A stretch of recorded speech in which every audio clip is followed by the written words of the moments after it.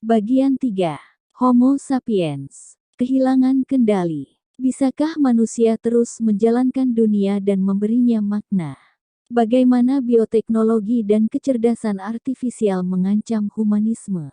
Siapa yang mungkin mewarisi umat manusia, dan apa agama baru yang mungkin menggantikan humanisme?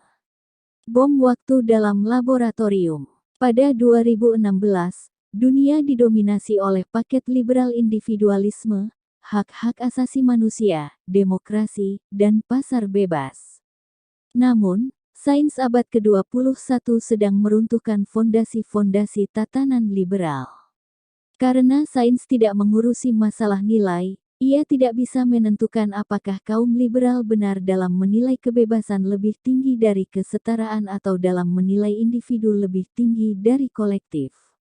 Meskipun demikian, seperti semua agama lainnya, liberalisme juga didasarkan tidak hanya pada ketetapan-ketetapan etik yang abstrak, tetapi juga pada apa yang dipercayainya sebagai pernyataan-pernyataan faktual. Dan pernyataan-pernyataan faktual ini tak mampu lolos menghadapi pengujian saksama sains. Kaum liberal menilai kebebasan individu begitu tinggi karena mereka percaya bahwa manusia memiliki kehendak bebas. Menurut liberalisme, keputusan pemilih dan pelanggan tidak bersifat deterministik maupun acak. Orang tentu saja dipengaruhi oleh kekuatan-kekuatan eksternal dan peristiwa-peristiwa kebetulan. Tetapi pada akhirnya kita bisa mengayunkan tongkat ajaib kebebasan dan memutuskan apa saja untuk diri kita sendiri. Inilah alasan mengapa liberalisme begitu besar mementingkan arti pemilih dan pelanggan, dan mengajarkan kepada kita untuk mengikuti kata hati dan melakukan apa yang terasa baik. Kehendak bebas kitalah yang mengilhamkan makna pada alam semesta. Dan karena tidak ada pihak luar yang bisa mengetahui bagaimana sesungguhnya perasaan Anda atau memprediksi pilihan Anda secara pasti, Anda tidak seharusnya mempercayakan kepada saudara tua manapun untuk melindungi kepentingan dan hasrat Anda. Menisbatkan kehendak bebas pada manusia bukanlah sebuah ketetapan etis, itu berarti sebuah deskripsi faktual tentang dunia. Meskipun apa yang disebut deskripsi faktual itu mungkin masuk akal pada masa John Locke, Jean-Jacques Rousseau, dan Thomas Jefferson, hal tersebut tidak lagi relevan dengan temuan-temuan mutakhir sains kehidupan. Kontradiksi antara kehendak bebas dan sains kontemporer adalah problem yang tidak ingin banyak ilmuwan jumpai saat berkutat dengan mikroskop dan pemindai Fimry. Pada abad ke-18, Homo sapiens seperti sebuah kotak hitam misterius, yang sistem kerja bagian dalamnya di luar jangkauan kita. Karena itu, ketika para sarjana bertanya mengapa seorang pria menarik pisau dan menusuk pria lainnya sampai mati, jawaban yang bisa diterima adalah karena dia memilih untuk melakukannya. Dia menggunakan kehendak bebasnya untuk memilih membunuh, yang menjadi penyebab mengapa dia sepenuhnya bertanggung jawab atas kejahatan itu. Dalam abad lalu, setelah para ilmuwan membuka kotak hitam sapiens, mereka menemukan bahwa tidak ada yang namanya jiwa, tidak ada kehendak bebas, juga tidak ada diri, yang ada hanya gen-gen, hormon-hormon, dan neuron-neuron yang mematuhi hukum fisika dan kimia yang sama dengan yang mengatur seluruh realitas lainnya. Kini ketika para sarjana bertanya mengapa seorang pria menarik pisau dan menusuk seseorang sampai mati, jawabannya karena dia memilih untuk melakukannya tidak memadai lagi. Para ahli genetika dan ilmuwan otak memberi jawaban yang lebih terperinci. Dia melakukan itu karena ada suatu proses elektrokimiawi dalam otak, yang dibentuk oleh susunan genetik tertentu yang merefleksikan tekanan-tekanan evolusi kuno bercampur dengan mutasi-mutasi kebetulan. Proses elektrokimiawi otak yang menghasilkan pembunuhan itu bisa deterministik, acak, atau kombinasi dari keduanya, tetapi semuanya tidak ada yang bebas. Misalnya, ketika satu neuron menembakkan muatan elektron, ini bisa merupakan reaksi deterministik terhadap rangsangan eksternal atau mungkin hasil dari peristiwa acak seperti dekomposisi gen dari sebuah atom radioaktif. Yang manapun dari opsi itu, tidak ada ruang di dalamnya untuk kehendak bebas. Keputusan tercapai melalui sebuah rantai reaksi terhadap peristiwa-peristiwa biokimiawi, yang masing-masing ditentukan oleh peristiwa sebelumnya, yang pasti tidak bebas. Keputusan yang muncul dari peristiwa-peristiwa subatomik acak juga tidak bebas, hanya acak semata. Dan ketika peristiwa-peristiwa acak bergabung dengan proses-proses deterministik, kita mendapatkan hasil-hasil yang bersifat kemungkinan, tetapi ini bukan merupakan kebebasan. Katakanlah kita membuat sebuah robot yang unit pemprosesan pusatnya dihubungkan dengan sebuah gumpalan radioaktif uranium. Ketika memilih antara kedua opsi itu, misalnya, menekan tombol kanan atau kiri, robot menghitung jumlah atom-atom uranium yang rusak pada menit sebelumnya. Jika jumlahnya genap, robot menekan tombol kanan. Jika angkanya ganjil, robot menekan tombol kiri. Kita tidak pernah bisa pasti tentang aksi-aksi robot semacam itu. Tetapi, tak seorang pun akan menyebut tindakan itu bebas, dan kita tidak akan bermimpi membiarkannya memberi suara dalam pemilihan umum demokratis atau memintanya bertanggung jawab atas tindakannya. Menurut pemahaman saintifik terbaik yang sudah kita miliki, determinisme dan keacakan sudah membagi habis porsi tersebut sehingga tidak mungkin ada ruang untuk kebebasan. Kata sakral kebebasan ini ternyata sebagaimana jiwa, sebuah istilah rongga kosong tanpa makna yang bisa dilihat. Kehendak bebas hanya ada dalam cerita-cerita imajiner yang kita sebagai manusia suka menciptakan. Paku terakhir dalam peti mati kebebasan ini disediakan oleh teori evolusi. Sebagaimana evolusi tidak bisa sejalan dengan jiwa-jiwa abadi, ia juga tidak bisa menelan ide tentang kehendak bebas. Karena jika manusia bebas, bagaimana bisa seleksi alam membentuk mereka? Menurut teori evolusi, seluruh pilihan yang dibuat oleh hewan, entah itu habitat, makanan, atau pasangan, mencerminkan kode genetik mereka. Jika berkat gen-gen kuatnya seekor binatang memilih makan jamur yang bergizi dan bersanggama dengan pasangan yang sehat dan subur, maka gen-gen tersebutlah yang akan terwariskan pada generasi berikutnya. Jika karena gen-gennya tidak kuat, seekor binatang memilih jamur-jamur beracun dan pasangan yang lesu, gen-gen ini menjadi punah. Namun jika seekor binatang bebas memilih apa yang harus dimakan dan mana yang harus menjadi pasangannya, maka seleksi alam tidak bisa berbuat apa-apa. Jika diberi penjelasan saintifik semacam itu, orang sering menepisnya, dengan mengemukakan bahwa mereka merasa bebas dan bahwa mereka berbuat menurut keinginan serta keputusan mereka sendiri. Ini benar. Manusia bertindak menurut keinginan-keinginan mereka. Jika kehendak bebas kita artikan kemampuan untuk bertindak menurut keinginan-keinginan kita, maka ya, manusia memiliki kehendak bebas, dan demikian pula simpanse, anjing, dan burung beo. Ketika Polly ingin biskuit, Polly makan biskuit. Namun pertanyaan $1 juta itu bukan apakah burung beo maupun manusia bisa berbuat menurut keinginan hati mereka. Pertanyaannya adalah apakah mereka bisa pertama-tama memilih keinginan mereka. Mengapa Polly ingin biskuit dan bukan ketimun? Mengapa saya memutuskan untuk membunuh tetangga saya yang mengganggu dan bukan sabar menerima perbuatannya? Mengapa saya memilih untuk memberikan suara untuk partai konservatif dan bukan partai buruh? Saya tidak memilih keinginan-keinginan ini. Saya merasakan suatu keinginan tertentu menggoda dalam diri saya karena inilah perasaan yang diciptakan oleh proses-proses biokimiawi dalam otak saya. Proses ini bisa deterministik atau acak, tetapi tidak bebas. Mungkin Anda menjawab bahwa paling tidak dalam kasus keputusan besar seperti membunuh seorang tetangga atau memilih sebuah pemerintahan, pilihan saya tidak mencerminkan sebuah perasaan sesaat, tetapi perenungan argumentasi yang panjang dan penuh pemikiran. Meskipun demikian, ada banyak rangkaian argumentasi yang mungkin bisa saya ikuti, yang sebagian menyebabkan saya memilih konservatif, dan yang lain memilih buruh, dan sebagian lainnya lagi memilih UKIP, atau hanya berdiam di rumah saja. Apa yang membuat saya naik ke satu rangkaian dan bukan rangkaian lainnya?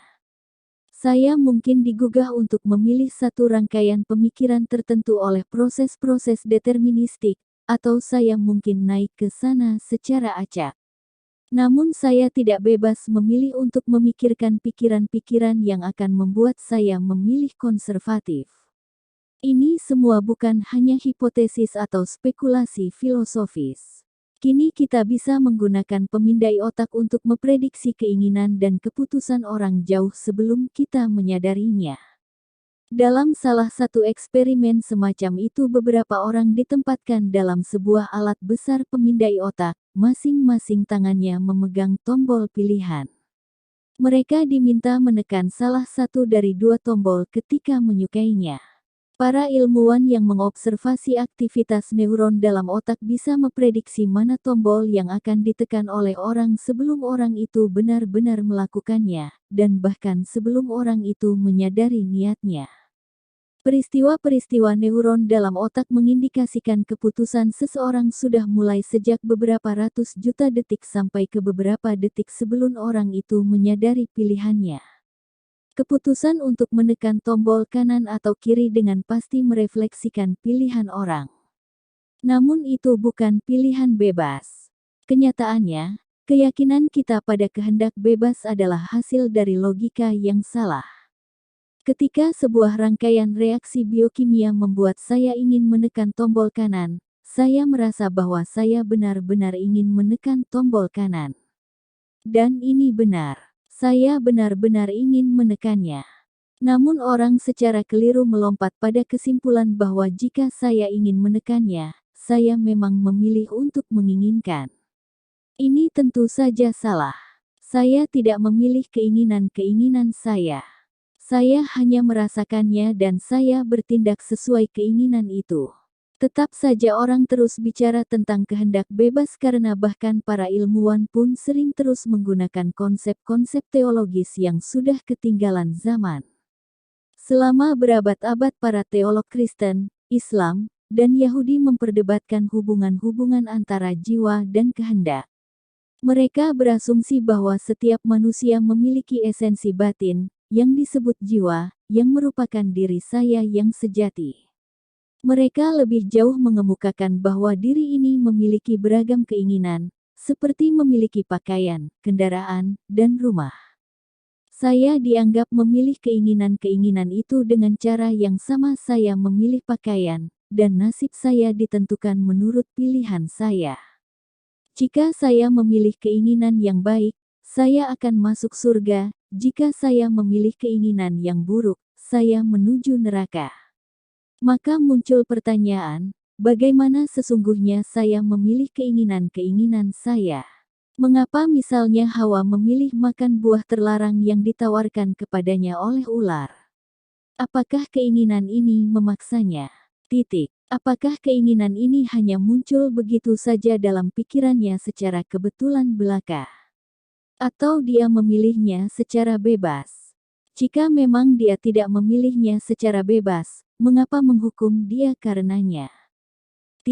Meskipun demikian, begitu kita menerima bahwa tidak ada jiwa dan bahwa manusia tidak punya esensi batin yang disebut diri, maka tidak masuk akal lagi untuk bertanya, bagaimana diri memilih keinginan-keinginannya.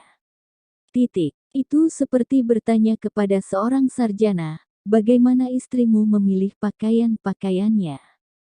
Kenyataannya, hanya ada suatu arus kesadaran, dan keinginan-keinginan muncul serta berlalu dalam arus ini, tetapi tidak ada diri yang permanen yang memiliki keinginan-keinginan sehingga tak ada artinya bertanya apakah saya memilih keinginan-keinginan saya secara deterministik secara acak atau secara bebas. Ini mungkin terdengar sangat rumit, tetapi sangat mudah untuk menguji ide ini. Nanti kalau tiba-tiba sebuah pikiran muncul di benak Anda, berhentilah dan tanya kepada diri sendiri, mengapa saya memikirkan pikiran tertentu ini? Apakah saya memutuskan semenit lalu untuk memikirkan pikiran ini, dan hanya saat itulah saya memikirkannya? Atau apakah ini muncul begitu saja tanpa arahan atau izin dari saya? Jika saya benar-benar berkuasa atas pikiran dan keputusan saya, bisakah saya memutuskan untuk tidak memikirkan apapun selama 60 detik berikutnya?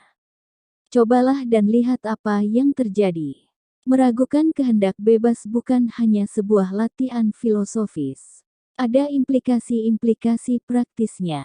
Jika organisme benar-benar tak punya kehendak bebas, maka implikasinya adalah bahwa kita bisa memanipulasi, bahkan mengendalikan kehendak mereka dengan menggunakan obat, rekayasa genetika, atau stimulasi otak langsung. Jika Anda ingin melihat pertunjukan filsafat, kunjungilah sebuah laboratorium tikus robot yakni Roboret. Roboret adalah seekor tikus biasa dengan sebuah lilitan. Para ilmuwan menanam elektroda ke dalam saraf sensori dan jalur dopamin mesolimbik yang bisa disebut reward areas pada otak tikus. Ini memungkinkan para ilmuwan mengendalikan gerak tikus dengan remote control. Setelah sesi-sesi latihan, para peneliti berhasil tidak hanya membuat tikus berbelok ke kiri atau kanan, tetapi juga memanjat tangga, mengendus tumpukan sampah di sekitar, dan melakukan hal-hal lain yang normalnya tidak disukai tikus, seperti melompat dari ketinggian ekstrim. Militer dan korporat sangat berminat pada Roboret, dengan harapan tikus-tikus itu akan terbukti berguna untuk banyak tugas dan situasi. Misalnya Roboret bisa membantu mendeteksi orang yang masih hidup tetapi terperangkap di bawah reruntuhan gedung, melacak bom dan ranjau, dan memetakan terowongan atau gua di bawah tanah. Para aktivis pencinta binatang sudah menyuarakan keprihatinan akan penderitaan yang dialami tikus-tikus dalam eksperimen semacam itu. Profesor Sanjeev Talwar dari State University of New York, salah satu peneliti terkemuka Roboret, menepis keprihatinan ini, dengan alasan bahwa tikus-tikus tersebut sesungguhnya menikmati eksperimen. Lagi pula kata Talwar menjelaskan, tikus-tikus itu bekerja untuk kesenangan dan ketika elektroda-elektroda menstimulasi reward areas dalam otak, tikus itu merasakan nirwana. Menurut pemahaman terbaik yang sudah kita miliki, tikus itu tidak merasa bahwa seseorang lain mengendalikannya, dan ia tidak merasa bahwa ia sedang dipaksa melakukan apapun yang bertentangan dengan kehendaknya. Ketika Profesor Talwar menekan remote control, tikus itu memang ingin bergerak ke kiri, yang menyebabkan ia bergerak ke kiri. Ketika Profesor menekan tombol lain, tikus ingin memanjat tangga, yang menyebabkan tikus itu memanjat tangga. Lagi pula, keinginan tikus tak lebih dari suatu pola penembakan neuron-neuron. Apa masalahnya kalau neuron itu menembak karena distimulasi oleh neuron lain atau oleh elektroda yang ditanam dan terhubung ke remote control Profesor Talwar? Bila Anda tanya tikus tentang hal itu, ia mungkin akan menjawab, tentu, saya punya kehendak bebas. Lihat, saya ingin belok ke kiri, dan saya belok ke kiri. Saya ingin memanjat tangga, saya memanjat tangga. Tidakkah itu membuktikan saya memiliki kehendak bebas?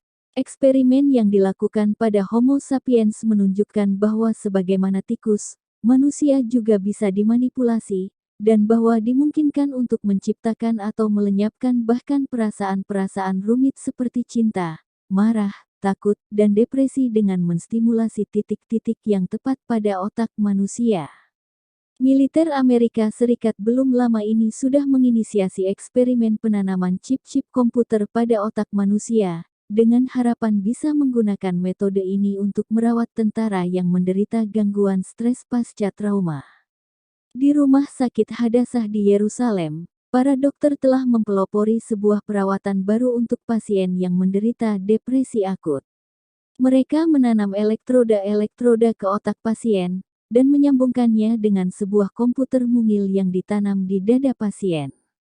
Setiap menerima perintah dari komputer, elektroda mengalirkan arus listrik yang melumpuhkan area otak yang bertanggung jawab atas depresi. Perawatan itu tidak selalu berhasil, tetapi dalam beberapa kasus pasien melaporkan bahwa perasaan kosong gelap yang mendera mereka sepanjang hidup menghilang seperti sulap.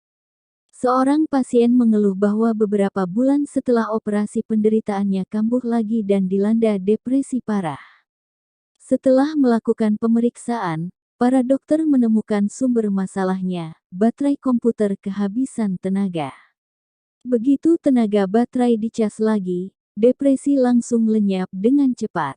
Karena batasan-batasan etis yang tegas, para peneliti menanam elektroda pada otak manusia hanya untuk keadaan khusus. Karena itu, sebagian besar eksperimen yang relevan pada manusia dilakukan dengan menggunakan alat-alat serupa helm non-intrusif, yang dalam bahasa tekniknya dikenal dengan istilah stimulator tengkorak arus searah yakni transkranial direct current stimulator. Helm itu dipasangi elektroda-elektroda yang menempel pada kulit luarnya. Helm menghasilkan medan elektromagnetik lemah dan mengarahkannya ke area-area tertentu otak sehingga menstimulasi atau menghalangi aktivitas otak tertentu. Militer Amerika sedang bereksperimen dengan helm-helm semacam itu dengan harapan mempertajam fokus serta memperkuat kinerja tentara, baik dalam sesi-sesi latihan maupun di medan pertempuran. Eksperimen yang utama dilakukan oleh Human Effectiveness Directorate, yang berlokasi di Pangkalan Angkatan Udara Ohio. Meskipun hasilnya masih jauh dari konklusif, dan meskipun pamor simulator tengkorak saat ini jauh melampaui pencapaian aktualnya, beberapa studi sudah menunjukkan bahwa metode itu bisa benar-benar memperkuat kemampuan kognitif para operator drone, petugas menara kontrol, penembak jitu, dan personel-personel lain yang tugasnya mengharuskan mereka sangat cermat dalam waktu lama. Sally Adi, seorang wartawan dari New Scientist, diizinkan mengunjungi fasilitas latihan untuk penembak jitu dan mencoba sendiri efeknya. Mula-mula dia memasuki simulator arena pertempuran tanpa mengenakan helm transkranial itu. Sally menggambarkan bagaimana perasaan takut menguasai dirinya ketika 20 pria bertopeng berbalut bom bunuh diri dan bersenjata senapan bergegas menuju ke arahnya.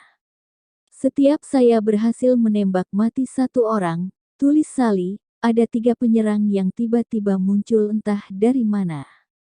Jelas saya tidak mampu menembak cukup cepat, juga panik dan ketidakbecusan membuat saya memacetkan senapan. Beruntunglah dia, karena penyerang itu hanya gambar-gambar video yang ditayangkan pada layar besar di sekelilingnya. Tetap saja dia merasa sangat kecewa dengan performa buruk yang dia rasakan, seperti memacetkan senapan dan meninggalkan simulator. Lalu petugas memakaikan helm itu kepadanya. Dia mengaku tidak merasakan sesuatu yang aneh, selain sedikit rasa geli dan rasa logam aneh di mulutnya. Namun dia bisa menembak mati satu persatu teroris virtual itu dengan begitu tangkas dan cekatan seakan-akan dia Rambo atau Clint Eastwood. Saat 20 orang itu berlari ke arah saya dengan mengarahkan senjata, dengan tenang saya memasang senapan, diam sejenak untuk menarik napas dalam-dalam, dan menembak mati musuh paling dekat sebelum mengukur dengan tenang target saya berikutnya. Dalam keadaan yang terasa nyaris tidak ada waktu itu, saya mendengar suara memanggil.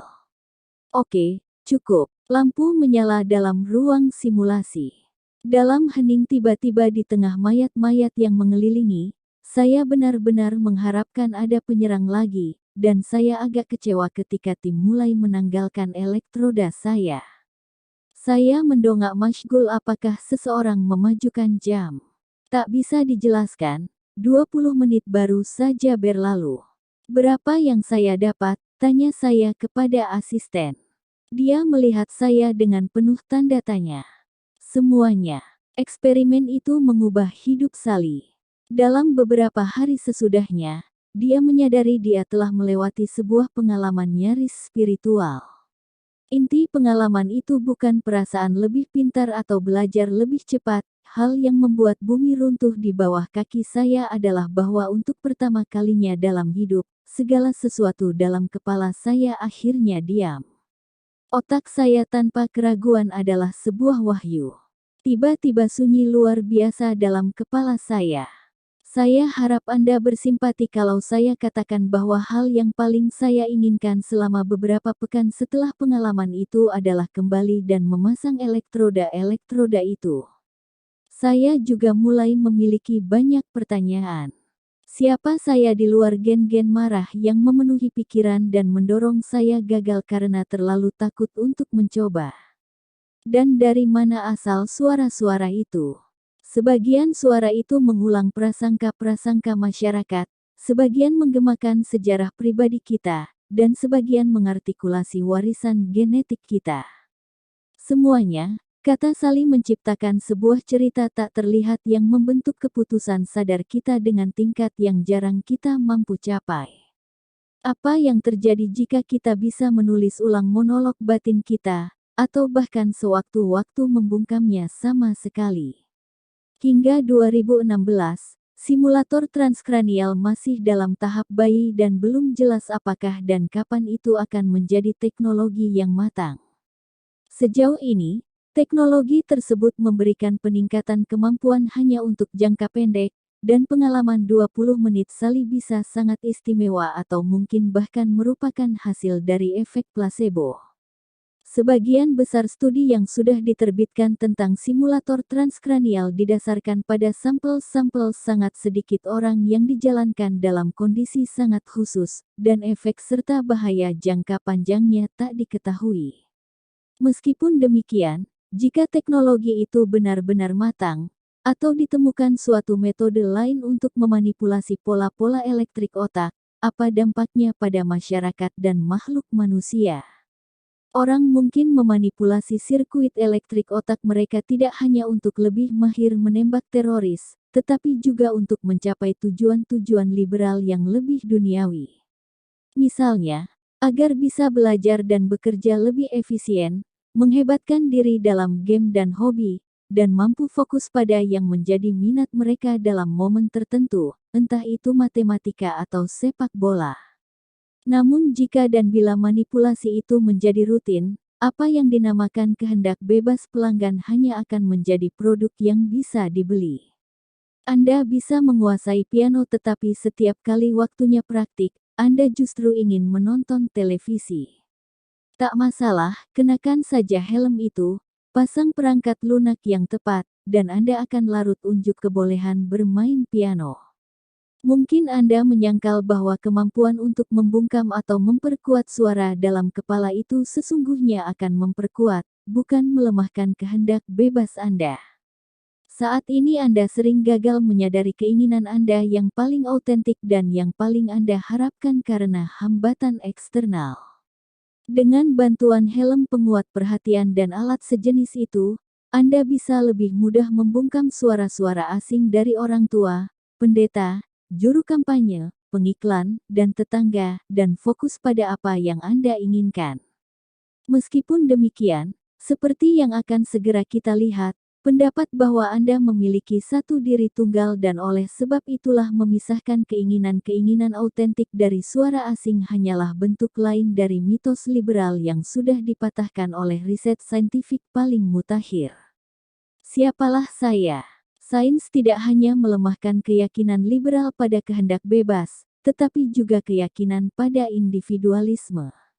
Kaum liberal percaya bahwa kita memiliki satu diri yang tunggal dan tak bisa dibelah. Saya individual artinya saya individual tak bisa dibelah. Ya, tubuh saya terdiri dari sekitar 37 triliun sel, dan setiap hari baik tubuh maupun pikiran saya mengalami perubahan bentuk dan transformasi tak terhitung. Meskipun demikian, jika saya benar-benar memperhatikan dan berjuang menjangkau diri saya pasti menemukan jauh di dalamnya sebuah suara tunggal yang jelas dan autentik, yang merupakan diri saya yang sejati, dan yang menjadi sumber segala makna dan otoritas dalam alam semesta. Agar liberalisme bermakna, saya harus memiliki satu, dan hanya satu, diri yang sejati karena jika saya memiliki lebih dari satu suara autentik, bagaimana bisa saya tahu mana suara yang harus diindahkan di tempat pemungutan suara, dalam supermarket, dan di pasar perkawinan? Tetapi dalam beberapa dekade terakhir sains-sains kehidupan telah mencapai kesimpulan bahwa cerita liberal ini murni mitologi. Diri tunggal yang autentik sama realnya dengan jiwa abadi, Sinterklas, dan bahkan kelinci Paskah. Jika saya benar-benar melihat jauh ke dalam diri saya, kesatuan yang tampak yang saya terima sebagai kebenaran memudar menjadi sebuah hiruk-pikuk suara yang saling bertentangan, yang tak satu pun merupakan diri saya yang sejati. Manusia bukanlah individual. Mereka adalah individual. Otak manusia tersusun atas dua hemisfer belahan yang dihubungkan oleh kabel neural tebal. Masing-masing hemisfer mengendalikan sisi tubuh yang berlawanan. Hemisfer kanan mengendalikan sisi kiri tubuh, menerima data dari pandangan sisi kiri dan bertanggung jawab atas gerak tangan dan kaki kiri, demikian pula sebaliknya. Inilah kenapa orang yang mengalami stroke pada hemisfer kanan mereka terkadang tidak berpengaruh pada sisi kiri tubuhnya, yakni menyisir rambut hanya sisi kanan kepala, atau makan hanya makanan yang ditempatkan di sisi kanan piring.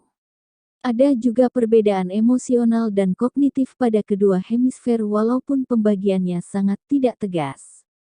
Sebagian besar aktivitas kognisi melibatkan kedua hemisfer, tetapi tidak pada tingkat yang sama. Misalnya, dalam kebanyakan kasus hemisfer kiri memainkan peran yang lebih penting dalam bahasa dan nalar logis, sementara hemisfer kanan lebih dominan dalam pemrosesan informasi spasial. Banyak terobosan dalam memahami relasi-relasi antara kedua hemisfer didasarkan pada studi terhadap pasien epilepsi. Dalam kasus epilepsi parah, badai elektrik bermula di salah satu bagian otak, tetapi dengan cepat menyebar ke bagian lain sehingga menyebabkan kejang-kejang sangat akut.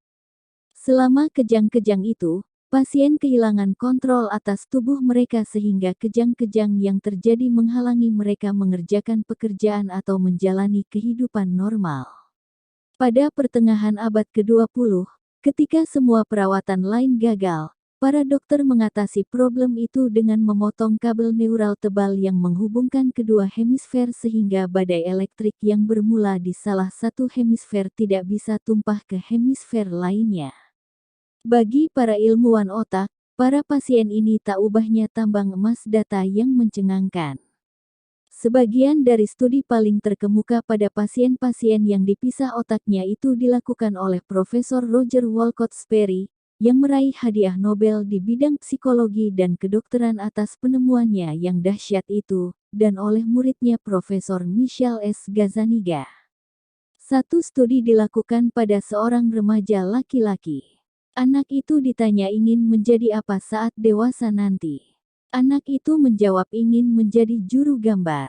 Jawaban ini diberikan oleh hemisfer kiri otaknya, yang memainkan bagian krusial dalam nalar logis dan bahasa. Namun anak itu punya pusat bahasa lain yang aktif di hemisfer kanan, yang tidak bisa mengendalikan bahasa lisannya, tetapi bisa mengejak kata-kata dengan bantuan kotak-kotak huruf Scrabble. Para peneliti sangat ingin tahu apa yang akan dinyatakan oleh hemisfer kanan. Maka mereka menghamparkan kotak-kotak Scrabble di meja, dan menulis pada sepotong kertas, apa cita-citamu kalau sudah dewasa nanti. Mereka menempatkan kertas itu di ujung bidang visual kiri anak. Data dari bidang visual kiri diproses dalam hemisfer kanan. Karena hemisfer kanan tak bisa menggunakan bahasa lisan, anak itu tidak berkata apa-apa. Tetapi tangan kirinya mulai bergerak cepat di meja, menaruh kotak-kotak huruf Scrabble hingga berbunyi, balap mobil mengerikan. Perilaku mengerikan juga ditampilkan oleh pasien WJ, seorang veteran Perang Dunia Kedua. Kedua tangan WJ dikendalikan oleh hemisfer yang berbeda.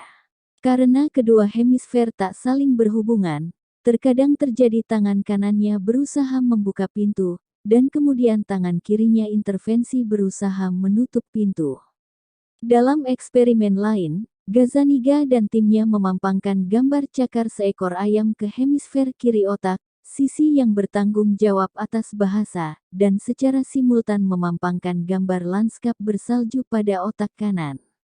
Ketika ditanya apa yang dia lihat, pasien PS menjawab cakar ayam. Gazaniga kemudian menyodorkan kepada PS serangkaian kartu bergambar dan meminta dia menunjuk salah satu yang paling cocok dengan yang dia lihat. Tangan kanan pasien yang dikendalikan oleh otak kiri menunjuk gambar ayam, tetapi secara simultan tangan kirinya langsung menunjuk sekop salju. Gazaniga lalu mengajukan pertanyaan kepada PS, "Mengapa kamu menunjuk gambar dan sekop?" PS menjawab, "Cakar ayam pergi bersama ayam itu, dan Anda membutuhkan sekop untuk membersihkan kotoran ayam." Apa yang terjadi di sini? Otak kiri yang mengendalikan bahasa, tak punya data tentang pemandangan salju, dan tidak benar-benar tahu mengapa tangan kiri menunjuk ke sekop. Maka sesuatu yang luar biasa telah ditemukan. Setelah mengulang-ulang beberapa kali eksperimen ini, Gazaniga menyimpulkan bahwa hemisfer kiri otak bukan hanya pengendali kemampuan verbal, melainkan juga penafsir internal yang secara konstan berusaha memahami kehidupan, dengan menggunakan petunjuk-petunjuk parsial dalam rangka menciptakan cerita yang masuk akal. Dalam eksperimen yang lain lagi, sebuah gambar porno diperlihatkan ke hemisfer kanan nonverbal. Pasien beraksi dengan raut muka memerah dan mengikik. "Apa yang kamu lihat?" tanya para peneliti dengan nada menggoda. "Tidak ada, hanya terpaan cahaya," jawab hemisfer kiri dan pasien itu tiba-tiba mengikik lagi, menutupi mulutnya dengan tangan kanan. "Lalu kenapa kamu tertawa?" desak para peneliti. Hemisfer kiri sang penafsir yang bingung, berjuang menyusun penjelasan rasional, menjawab bahwa salah satu mesin dalam ruangan tampak sangat lucu. Ini seperti CIA melakukan serangan drone di Pakistan yang tak diketahui oleh Departemen Luar Negeri Amerika Serikat. Ketika para wartawan mencecar para pejabat departemen tentang itu, mereka mengarang sejumlah penjelasan yang masuk akal. Padahal, para juru bicara itu memang tak punya petunjuk apapun mengapa serangan itu diperintahkan sehingga mereka mengarang sesuatu. Mekanisme serupa digunakan oleh semua makhluk manusia, tidak hanya pasien yang otaknya sudah dipisah. Lagi dan lagi, banyak CIA pribadi saya melakukan hal-hal tanpa diketahui oleh Departemen Luar Negeri saya, dan kemudian Departemen Luar Negeri saya mengarang cerita yang menampilkan saya dalam penampilan paling baik. Cukup sering Departemen Luar Negeri itu sendiri menjadi yakin akan sesuatu yang murni fantasi yang diciptakannya. Kesimpulan serupa didapatkan oleh para ekonom behavioris yang ingin tahu bagaimana orang mengambil keputusan-keputusan ekonomis.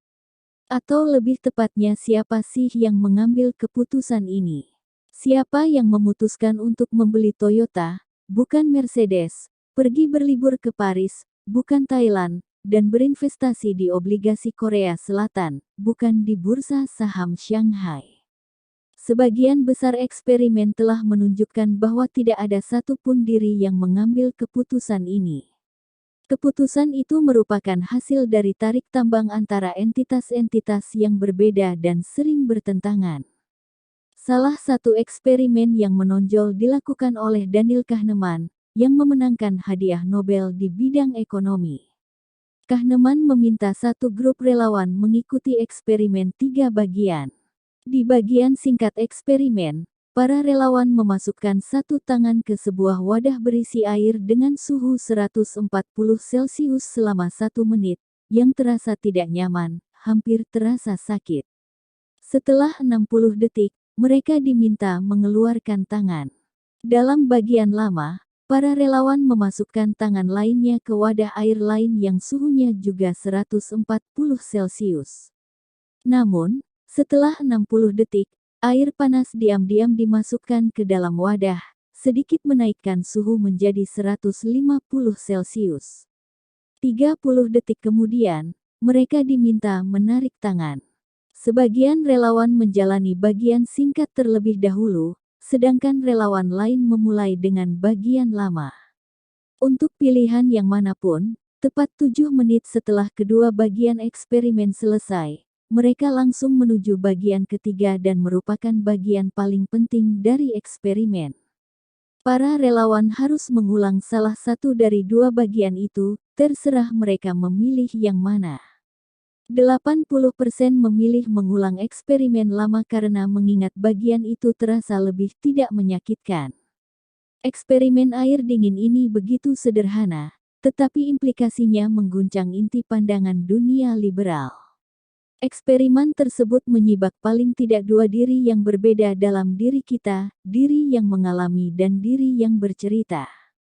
Diri yang mengalami adalah kesadaran saat demi saat. Untuk diri yang mengalami, jelas bahwa bagian lama eksperimen air dingin itu lebih buruk.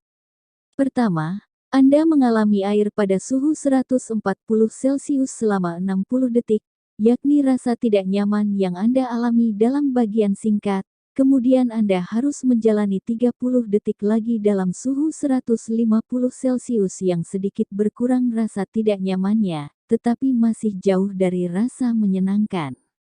Bagi diri yang mengalami, tidak mungkin bahwa dengan menambahkan pengalaman yang agak tidak nyaman pada pengalaman yang sangat tidak nyaman akan membuat semua episode itu menjadi menarik. Meskipun demikian, diri yang mengalami tidak mengingat apapun. Tidak menceritakan apapun dan jarang diajak bicara kalau menyangkut urusan keputusan besar. Memunculkan kembali memori, menceritakan sesuatu dan membuat keputusan besar adalah monopoli entitas yang sangat berbeda dalam diri kita, diri yang bercerita. Diri yang bercerita mirip dengan penafsir otak kiri dalam eksperimen Gazzaniga. Ia selalu sibuk memilih benang masa lalu dan membuat rencana-rencana untuk masa depan. Seperti setiap wartawan, penyair, dan politisi, diri yang bercerita mengambil banyak jalan pintas. Ia tidak menceritakan segalanya, dan biasanya menjalin cerita dengan hanya menggunakan momen-momen puncak dan hasil-hasil akhirnya. Nilai dari seluruh pengalaman itu ditentukan oleh pengaturan puncak-puncak dengan ujung-ujungnya. Misalnya dalam mengevaluasi bagian singkat dari eksperimen air dingin itu, diri yang bercerita mengalkulasi rata-rata antara bagian terburuk, air sangat dingin dan momen terakhir air masih sangat dingin dan menyimpulkan bahwa air sangat dingin. Diri yang bercerita tidak melakukan hal yang sama dengan bagian panjang dari eksperimen itu. Ia mencari rata-rata antara bagian terburuk air sangat dingin, dan momen terakhir air tidak terlalu dingin, dan menyimpulkan bahwa air agak lebih hangat. Secara krusial, diri yang bercerita buta dalam hal durasi, tak mementingkan masalah beda durasi antara kedua bagian itu. Jadi ketika ia punya pilihan antara keduanya, ia memilih mengulang bagian yang lama, yang di dalamnya air terasa agak lebih hangat. Setiap kali diri yang bercerita mengevaluasi pengalaman kita, ia mengabaikan durasinya dan mengadopsi aturan puncak ujung. Ia hanya mengingat momen puncak dan momen ujungnya, dan menilai keseluruhan pengalaman menurut rata-ratanya. Ini memiliki dampak yang jauh pada seluruh keputusan praktis kita. Kahneman mulai menyelidiki diri yang mengalami dan diri yang bercerita pada awal 1990-an ketika bersama Donald Riddlemeyer dari University of Toronto. Dia meneliti pasien-pasien yang menjalani pemeriksaan usus besar kolonoskopi. Dalam pemeriksaan kolonoskopi, sebuah kamera mini dimasukkan ke dalam usus besar melalui anus dalam rangka mendiagnosis berbagai penyakit perut. Itu pengalaman yang tidak menyenangkan. Para dokter ingin tahu bagaimana menjalankan prosedur ini dengan cara yang paling tidak menyakitkan. Apakah mereka harus mempercepat kolonoskopi dan menyebabkan pasien tertekan karena durasi yang lebih pendek, atau harus lebih lambat dan lebih hati-hati? Untuk menjawab pertanyaan ini, Kahneman dan Riddlemeyer meminta 15 pasien melaporkan tingkat rasa sakitnya pada interval 1 menit selama kolonoskopi. Mereka menggunakan skala 0 sampai 10, di mana 0 berarti tidak terasa sakit sama sekali dan 10 berarti rasa sakit yang tak tertahankan. Setelah kolonoskopi selesai, para pasien diminta memeringkat level keseluruhan rasa sakit, juga pada skala 0 sampai 10. Kita mungkin menduga keseluruhan ranking mencerminkan akumulasi laporan menit per menit, yakni semakin lama kolonoskopi berlangsung dan semakin besar rasa sakit dialami pasien, semakin tinggi level keseluruhan rasa sakit. Namun hasil sesungguhnya ternyata berbeda. Sebagaimana dalam eksperimen air dingin, keseluruhan level rasa sakit mengabaikan durasi dan hanya mencerminkan aturan puncak ujung. Satu kolonoskopi yang berlangsung selama 8 menit, pada momen paling buruk pasien melaporkan rasa sakit level 8 dan pada menit terakhir dia melaporkan rasa sakit level 7. Setelah selesai pemeriksaan, pasien ini memeringkat keseluruhan rasa sakitnya pada level 7,5. Kolonoskopi lain berlangsung 20 menit.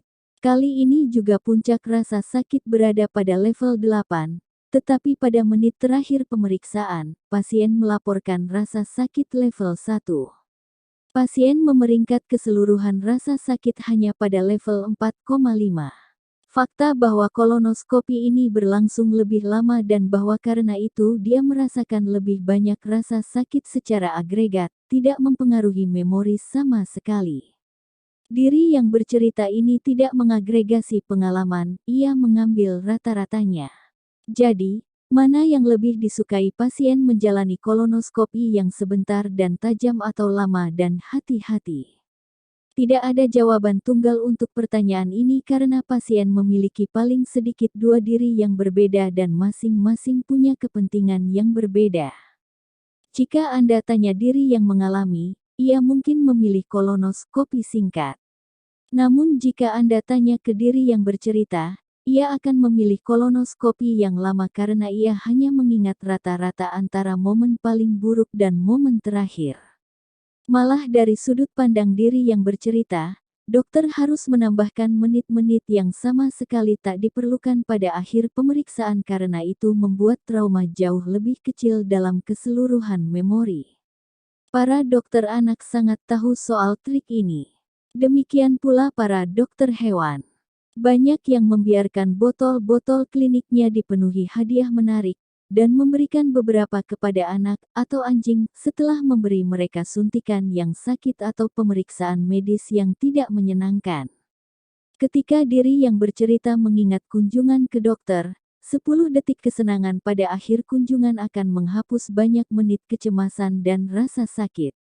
Evolusi menemukan trik ini beribu-ribu tahun sebelum para dokter anak. Mengingat deraan tak tertahankan yang dialami para perempuan saat kelahiran anak, orang mungkin berpikir bahwa setelah mengalami sekali, tak akan ada seorang pun perempuan yang sudi melakukannya lagi.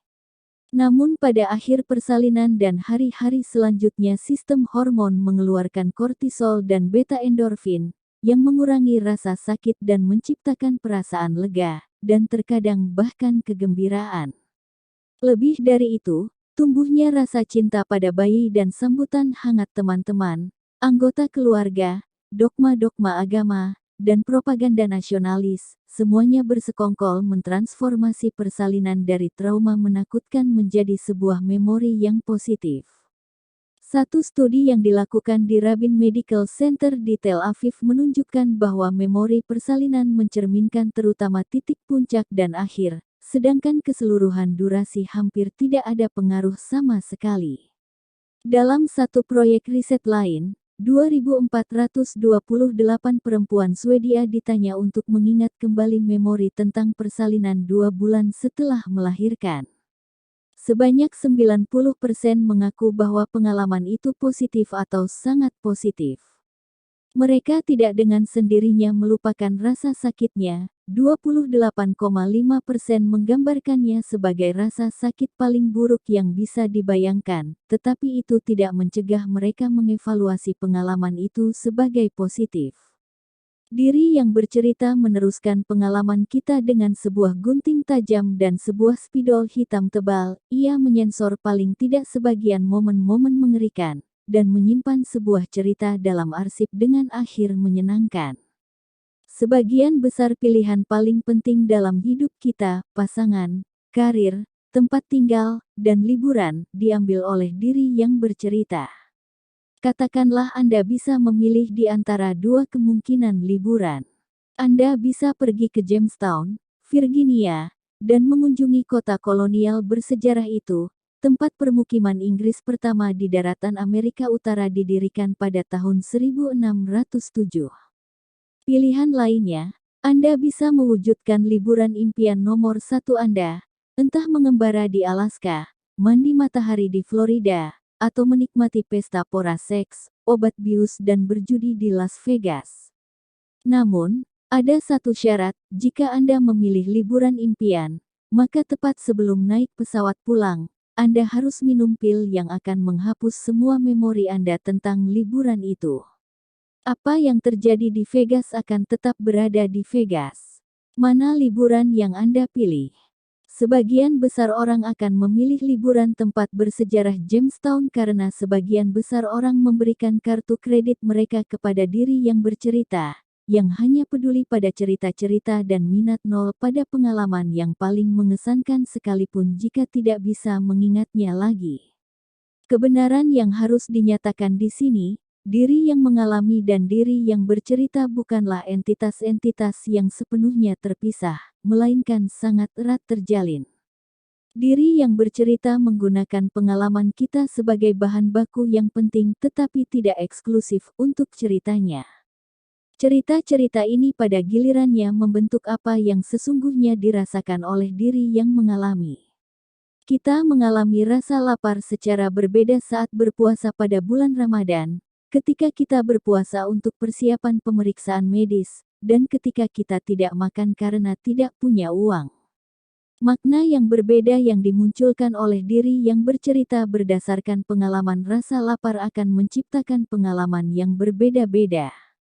Lebih dari itu, diri yang mengalami kerap menjadi cukup kuat untuk menyabotase rencana terbaik yang dibuat oleh diri yang bercerita.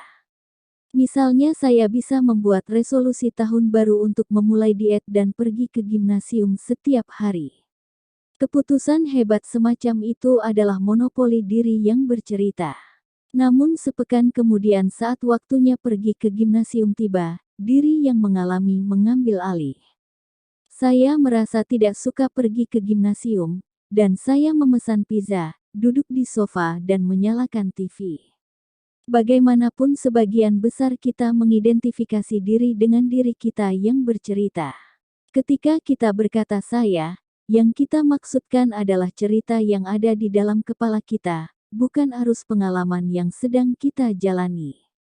Kita mengidentifikasi dengan sistem bagian dalam yang mengambil silang sengkarut kehidupan dan memintal darinya benang-benang yang tampaknya logis dan konsisten. Tak masalah plotnya penuh kebohongan dan kekosongan, dan ditulis ulang lagi dan lagi sehingga cerita hari ini berlawanan dengan yang kemarin. Hal yang penting adalah bahwa kita selalu mendapatkan perasaan memiliki satu identitas tunggal yang tak berubah dari lahir sampai mati, dan mungkin sesudah mati. Ini memunculkan keyakinan liberal yang bisa dipertanyakan bahwa saya adalah individual, dan bahwa saya memiliki satu suara batin yang jelas dan konsisten, yang memberi makna bagi segenap alam semesta. Makna kehidupan. Diri yang bercerita menjadi bintang dalam artikel A Problem karya George Louis Borger. Artikel itu tentang Don Quixote, sosok hero yang menjadi judul novel terkenal Miguel Cervantes. Don Quixote menciptakan sebuah dunia imajiner bagi dirinya sendiri yang di dalamnya dia menjadi pahlawan legendaris, maju memerangi raksasa dan menyelamatkan putri Dulcinea del Toboso. Dalam realitas, Don Quixote adalah Alonso Quixano, seorang lelaki tua dari dusun, sedangkan putri Dulcinea adalah perempuan petani miskin dari desa tetangga, dan raksasa-raksasa adalah kincir-kincir angin. Borges bertanya-tanya, apa yang terjadi jika dengan keyakinan dalam fantasi-fantasi itu Don Quixote menyerang dan membunuh orang sungguhan? Borges menanyakan sebuah pertanyaan fundamental tentang kondisi manusia, apa yang terjadi bila benang-benang yang dipintal oleh diri kita yang bercerita menyebabkan gangguan berbahaya bagi diri kita dan orang di sekitar kita. Ada 3 kemungkinan utama, kata Borges. Kemungkinan pertama adalah tidak terjadi apa-apa.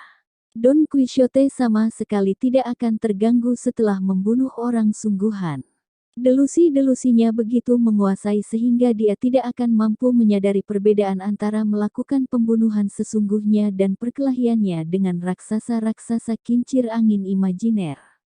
Kemungkinan lain, begitu dia membunuh seseorang, Don Quixote akan ketakutan sehingga dia akan terguncang oleh delusi-delusinya.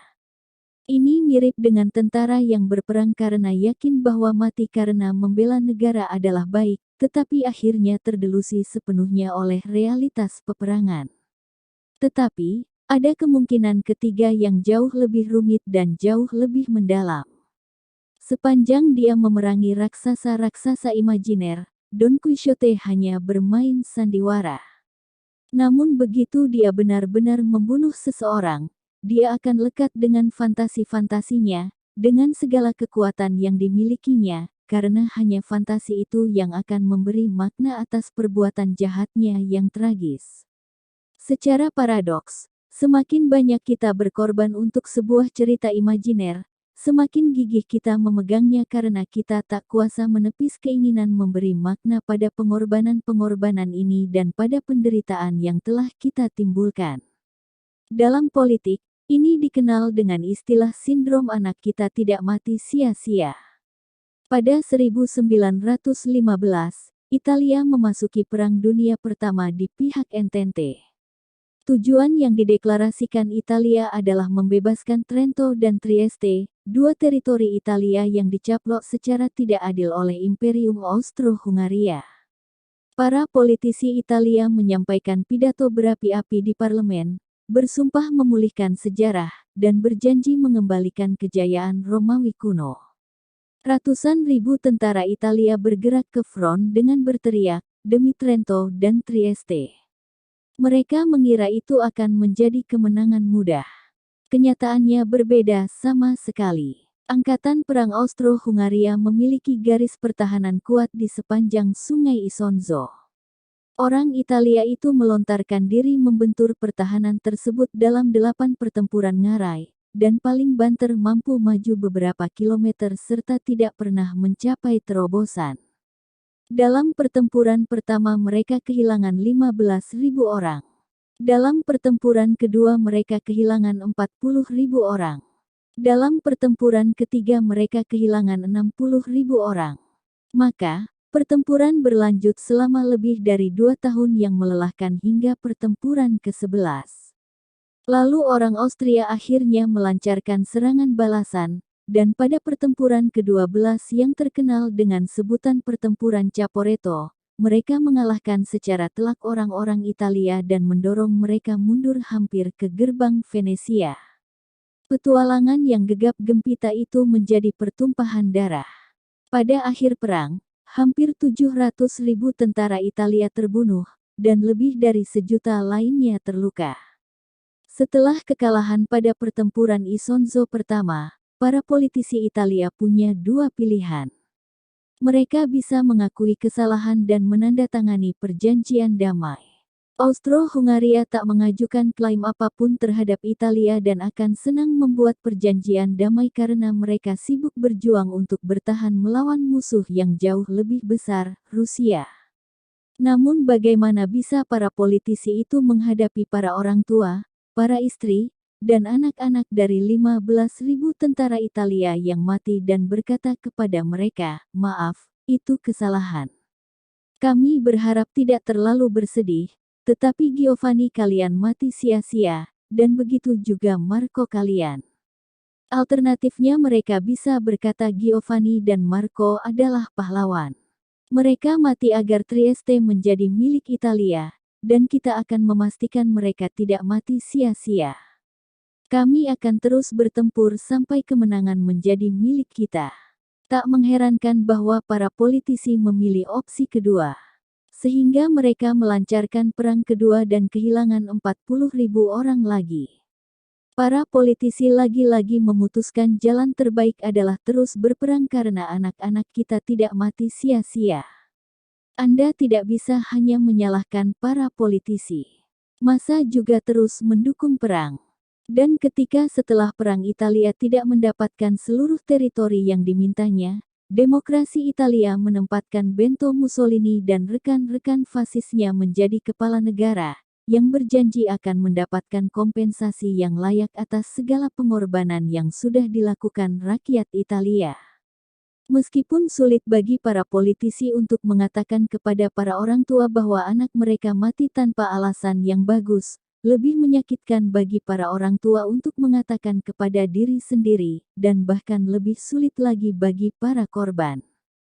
Seorang tentara buntung yang kehilangan kedua kakinya akan lebih memilih berkata pada diri sendiri, "Saya mengorbankan diri demi kejayaan abadi bangsa Italia," ketimbang, "Saya kehilangan kaki karena saya cukup bodoh mempercayai politisi yang mementingkan diri sendiri." Lebih mudah hidup dengan fantasi karena fantasi memberi makna pada penderitaan. Para pendeta sudah menemukan prinsip ini ribuan tahun silam. Itu menggarisbawahi banyak upacara dan ajaran-ajaran keagamaan. Jika Anda ingin membuat orang yakin pada entitas-entitas imajiner seperti Tuhan dan negara, Anda harus membuat mereka mengorbankan sesuatu yang berharga. Semakin menyakitkan pengorbanan, semakin yakin mereka akan eksistensi entitas imajiner itu. Seorang petani mengorbankan seekor kerbau yang berharga untuk Yupiter akan menjadi yakin bahwa Yupiter memang benar-benar ada. Sebab kalau tidak, bagaimana bisa memaafkan kebodohannya sendiri? Petani itu akan mengorbankan seekor kerbau lagi dan lagi, hanya agar dia tidak harus mengakui bahwa seluruh kerbau sebelumnya sia-sia. Dengan alasan yang persis sama, jika saya sudah mengorbankan seorang anak demi kejayaan bangsa Italia atau kedua kaki saya untuk revolusi komunis, biasanya itu sudah cukup untuk mengubah saya menjadi seorang nasionalis fanatik Italia atau seorang komunis yang antusias. Sebab jika mitos nasional Italia atau propaganda komunis itu bohong, maka saya akan terpaksa mengakui bahwa kematian anak saya atau kelumpuhan saya benar-benar sia-sia. Tidak banyak orang yang punya kemauan untuk mengakui hal semacam itu. Logika yang sama juga berlaku pada lingkup ekonomi.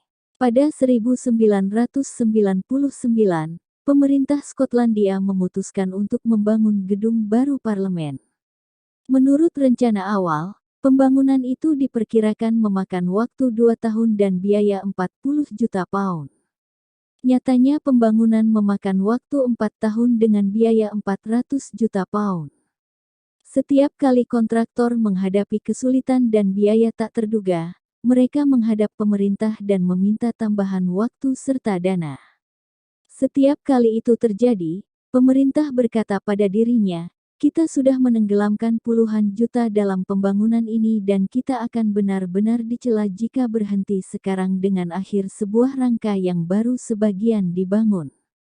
Biar saja kita otorisasi 40 juta pound lagi."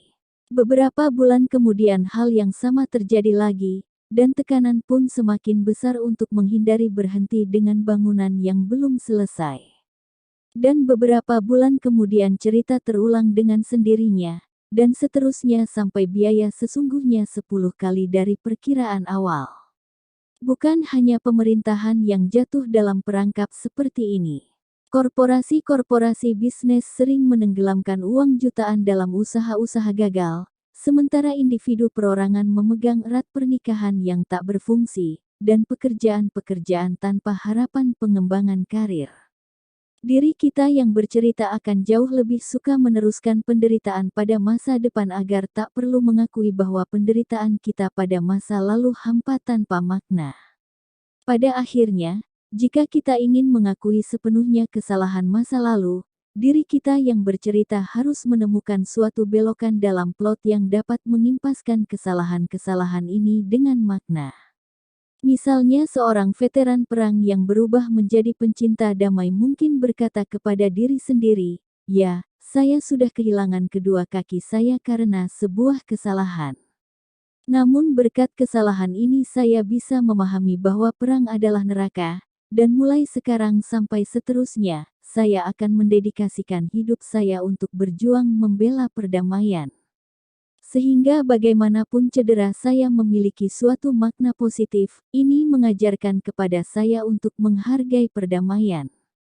Maka kita bisa melihat bahwa pada hakikat diri itu sendiri pun cerita imajiner, sebagaimana negara, Tuhan, dan uang. Masing-masing kita memiliki sistem canggih yang membuang jauh sebagian besar pengalaman kita, hanya menyimpan beberapa sampel pilihan menggabungkannya dengan potongan-potongan dari film yang kita tonton, novel yang kita baca, pidato yang kita dengar, dan khayalan yang kita nikmati. Dan dari semua campur aduk itu terjalin sebuah cerita yang tampak tersambung tentang siapa saya, dari mana saya berasal, dan kemana saya akan menuju. Cerita ini memberitahu saya apa yang harus saya sukai, siapa yang harus dibenci, dan saya harus bagaimana. Cerita ini mungkin bahkan membuat saya mengorbankan hidup saya, jika memang plot mengharuskan demikian. Kita semua punya jalan hidup. Sebagian orang menjalani kehidupan tragedi, yang lain berkutat dengan drama keagamaan tanpa akhir, sebagian mendekat kehidupan seakan-akan film laga, dan tak sedikit yang berlaku seakan-akan sebuah komedi. Namun pada akhirnya semua itu hanya cerita-cerita. Lalu apa sebenarnya makna kehidupan? Liberalisme menyatakan bahwa kita tidak seharusnya berharap suatu entitas eksternal memberi kita makna siap pakai. Namun setiap pemilih, pelanggan, dan pemirsa individual harus menggunakan kehendak bebasnya dalam rangka menciptakan makna, tidak hanya bagi kehidupannya sendiri, tetapi juga seluruh alam semesta. Namun sains-sains kehidupan melemahkan liberalisme dengan argumentasi bahwa individu yang bebas hanyalah cerita fiksi yang dikarang oleh sebuah susunan algoritma biokimia. Setiap saat mekanisme biokimia otak menciptakan sekelebatan pengalaman yang langsung hilang. Kemudian kelebatan-kelebatan pengalaman lain muncul dan hilang dalam pergantian yang cepat. Pengalaman-pengalaman sesaat ini tidak menjadi tambahan bagi esensi apapun yang bertahan. Diri yang bercerita berusaha memaksakan keteraturan pada silang sengkarut ini dengan memintal sebuah cerita tanpa akhir, yang di dalamnya setiap pengalaman punya tempat tersendiri sehingga setiap pengalaman memiliki makna yang langgeng. Namun betapapun meyakinkan dan menggoda, cerita ini tetap fiksi. Para prajurit perang salib abad pertengahan percaya bahwa Tuhan dan surga menyediakan makna bagi hidup mereka. Kaum liberal modern percaya bahwa pilihan bebas individu memberi makna bagi kehidupan. Mereka semua sama-sama delusional. Keraguan tentang eksistensi kehendak bebas dan individu-individu tentu saja bukan hal baru. Lebih dari 2000 tahun lalu, para pemikir di India, China, dan Yunani berpendapat bahwa diri individual adalah ilusi. Namun keraguan-keraguan semacam itu tidak benar-benar banyak mengubah sejarah sepanjang tidak berdampak praktis pada ekonomi, politik, dan kehidupan sehari-hari. Manusia adalah ahli dalam urusan disonansi kognisi, dan kita membiarkan diri kita mempercayai satu hal dalam laboratorium dan satu hal lagi yang sama sekali berbeda di gedung pengadilan atau parlemen. Sebagaimana Kristen tidak lenyap pada hari Darwin menerbitkan On the Origin of Species, begitu pula liberalisme tidak akan musnah hanya karena para ilmuwan telah mencapai kesimpulan bahwa tidak ada individu-individu bebas. Bahkan Richard Dawkins, Steven Pinker, dan para pelopor pandangan dunia saintifik baru lainnya menolak untuk menanggalkan liberalisme. Setelah mempersembahkan ratusan halaman yang sangat kaya pengetahuan untuk mendekonstruksi diri dan kebebasan kehendak, mereka melakukan koprol intelektual yang mendebarkan yang secara ajaib mendaratkan mereka kembali ke abad ke-19. Seakan-akan seluruh penemuan biologi evolusioner serta sains otak yang mengagumkan itu sama sekali tidak relevan dengan ide-ide etis dan politis Locke, Rousseau dan Jefferson.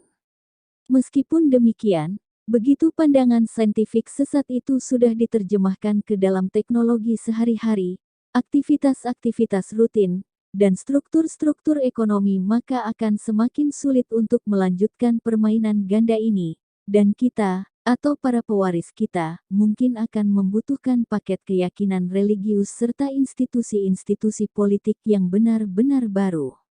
Pada permulaan milenium ketiga, liberalisme terancam bukan oleh ide filosofis bahwa tidak ada individu yang bebas, melainkan oleh teknologi-teknologi konkret.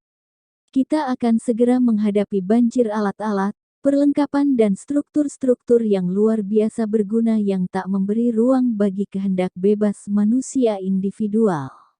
Apakah demokrasi, pasar bebas, dan hak-hak asasi manusia bakal selamat dari banjir ini?